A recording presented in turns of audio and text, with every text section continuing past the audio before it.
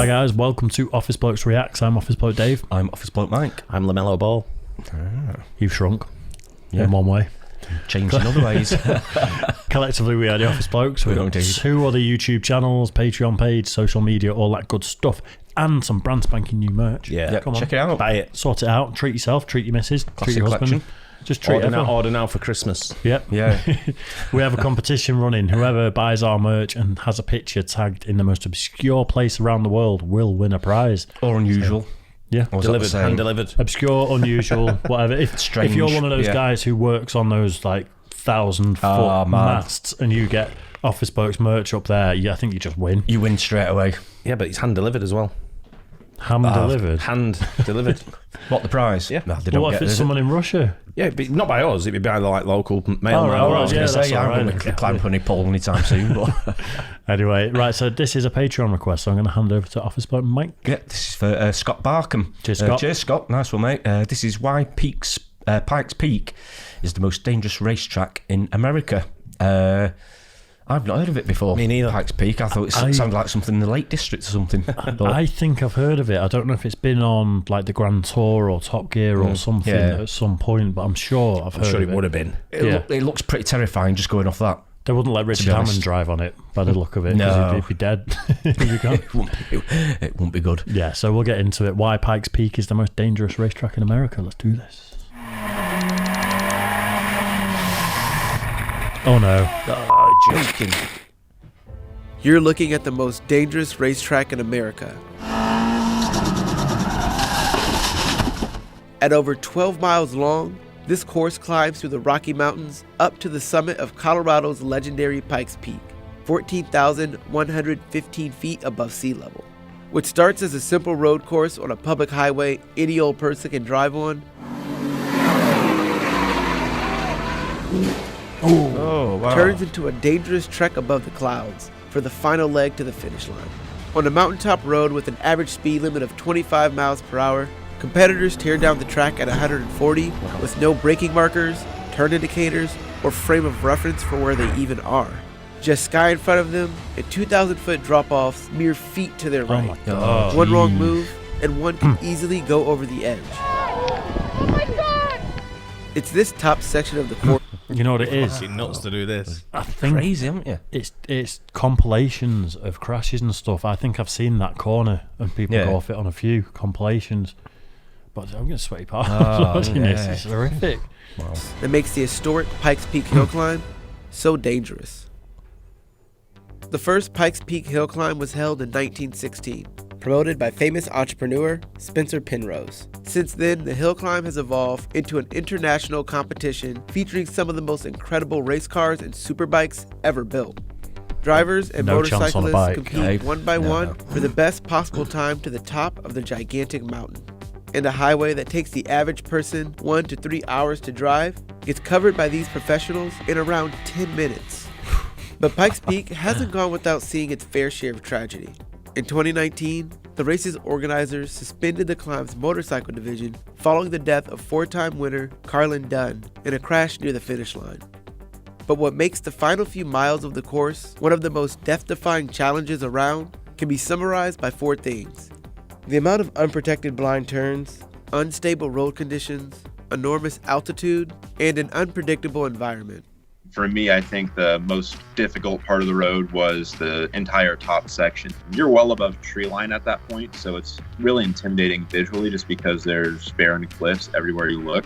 That's Tommy Boylo, a professional race car driver who competed in his first Pikes Peak hill climb in 2019, when he was awarded the race's Rookie of the Year prize. We spoke with him, as well as IndyCar driver and Pikes Peak veteran J.R. Hildebrand, about just what makes driving on top of this mountain so dangerous. To start with, there's the absurd amount of blind corners, 156 to be exact, throughout the entire Pikes Peak racecourse. But the most terrifying ones can be found at the top. It is incredibly dangerous. I mean, there's no guardrails, and the majority of the corners, the speeds are incredibly high. Unlike a typical track, the majority of turns lack barricades. One mistake at a hairpin bend can send you hurling over the edge thousands of feet, like driver Jeremy Foley in 2012 when his car lost grip of the road.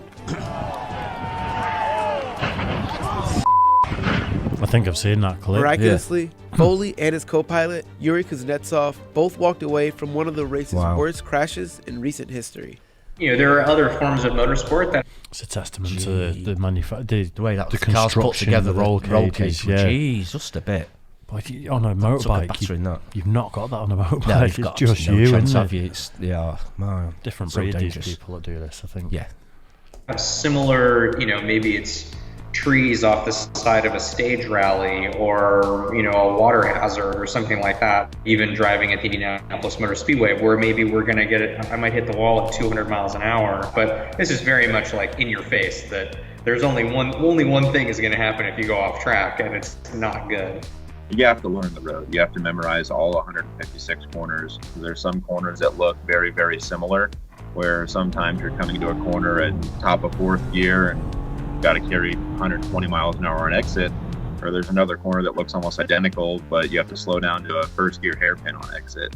Just memorizing the circuit and being familiar with it initially is one of the most difficult things to do, and I think is as difficult to do there as it is anywhere in the world. Coming from a road racing background, you don't have any of those kinds of markers, sight lines that you're used to. You don't have braking points. There's nothing that's kind of telling you what's coming up or how close you are to the next corner or any of those kinds of things.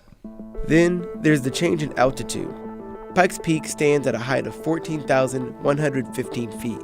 That's equivalent to the length of almost 39 football fields. For anyone whose body isn't acclimated to the elevation, altitudes this high have very noticeable effects on the human body because of the intense decrease in oxygen levels. These effects can range from simply poor athletic performance to dizziness and dehydration. But for motorsport athletes, even the vehicle can be affected that high up.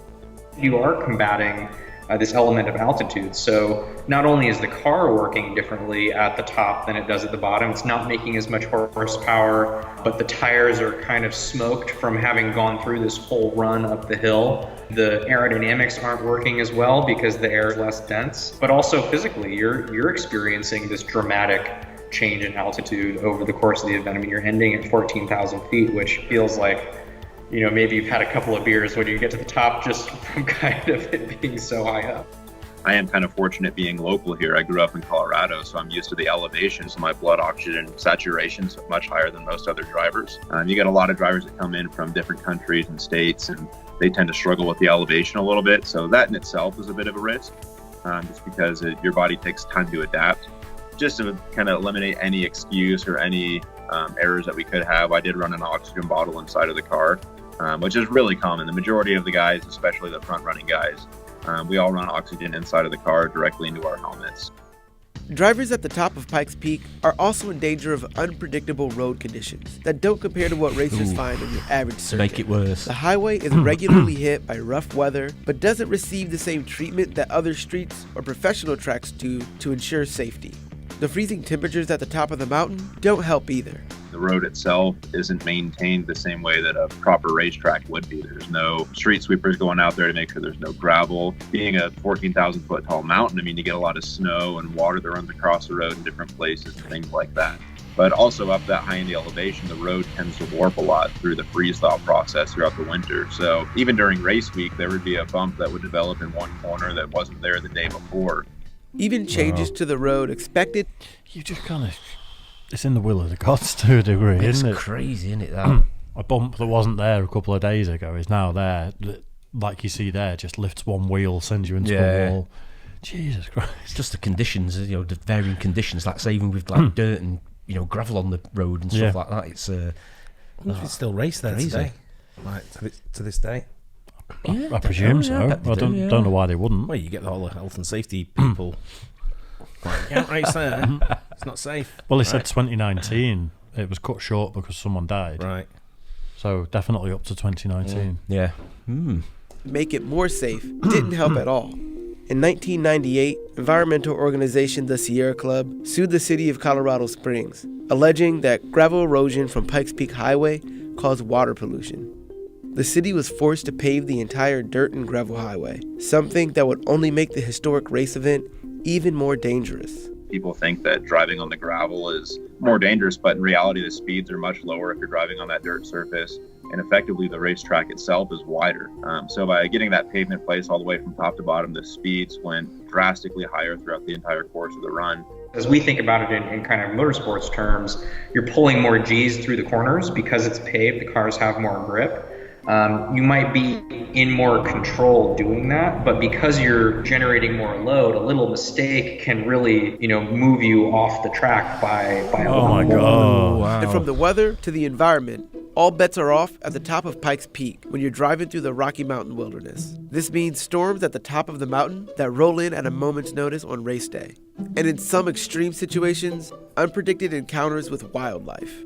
I went down to Pikes Peak last year to hang out with Travis Pastrana, and on his run, he got up kind of to where a tree line breaks, so you're talking 11,000 feet or something. Started pouring rain for 8 corners going through these W's going up the hill, and then he got above that and it was clear again. So then he kind of gets back on it, and then he came through a blind corner and there were mountain goats all over the road. And so that's just, you hear crazy stories like that all across the board from people.